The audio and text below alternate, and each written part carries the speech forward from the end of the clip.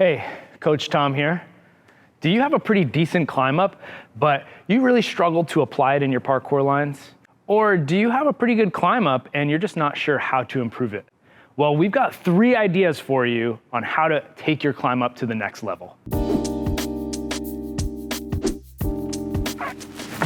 So we're gonna start with the obvious, which is to practice on your non-dominant side. So once you have a pretty decent climb up on one side, you're gonna wanna try to switch your feet and practice your climb up on the other side. Now, what's actually not so obvious is a common mistake we see where people will set up with 1 foot high and 1 foot low, they do their climb up, and then they're gonna top off on the same foot they started with up top. So in this case, left foot high, right foot steps up, but then they top out off of their left foot. So what we were gonna wanna do is always make sure that when we're doing our climb up, we're alternating our footwork. So left foot to right foot and top out, and then also practicing the opposite, which is right foot to left foot top out.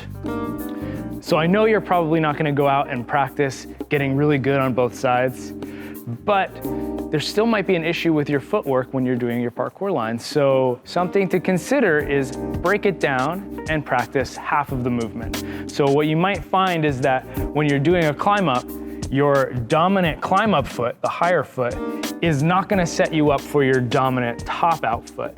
So something that you can do is just practice developing your top out separately and get it really good on both sides.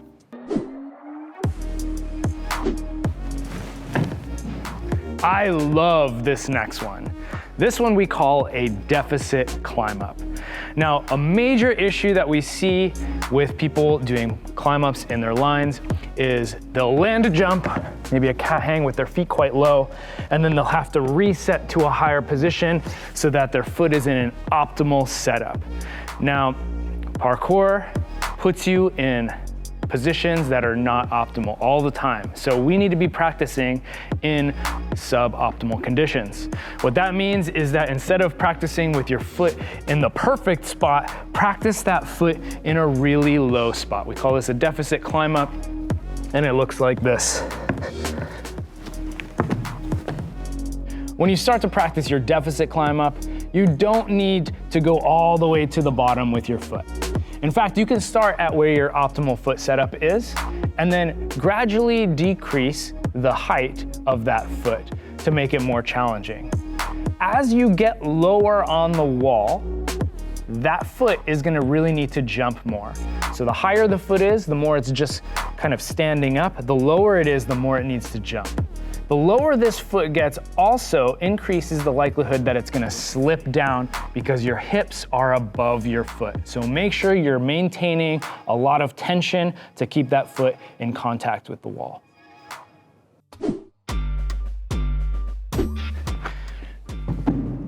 So this last one is probably the most difficult, not only because the movement is challenging, but also finding a place to do it is gonna be hard. So if you have access to a gym or a parkour facility, this is gonna be potentially a little bit easier to work on. Otherwise, you might just have to find the perfect spot outside. We're calling this one an inset climb up. So the idea is that you have a bit of space on the front edge for your fingers, and your goal is to pull so that your hands can get on top, and then you will initiate a top out. Now, it's not too challenging to get your hands on top of this surface like a dyno, but ultimately the goal is not just to get your hands up here, but also have your elbows stacked over your hand. So the value in practicing an inset climb up is that you're really developing climb up specific output. So you're not just pulling straight up like you would in a dyno, you're actually pulling up and forward like you would in a climb up. And the higher you can do this movement with your elbows stacked on top of your hands, the more powerful your pulling section of your climb up is gonna be. If you don't quite have the pulling output yet, to get as high as I was just showing you, you can start with something much smaller.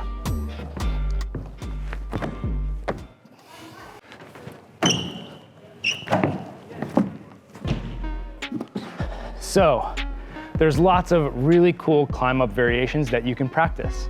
Some climb up variations are more useful than others. We hope we included 3 really valuable climb up variations for you to practice. Remember, practice climb ups on both sides so you can really maximize your ability to switch between feet in different scenarios.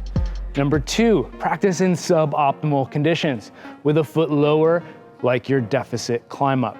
And then the third one, develop your output on your pulling. Really maximize that pull, get over top of those wrists and finish that top out. Remember to like this video if you found it useful. Subscribe to our channel because we've got lots of great content coming your way. And leave us a comment below. What did you find useful from this video? We'll catch you next week.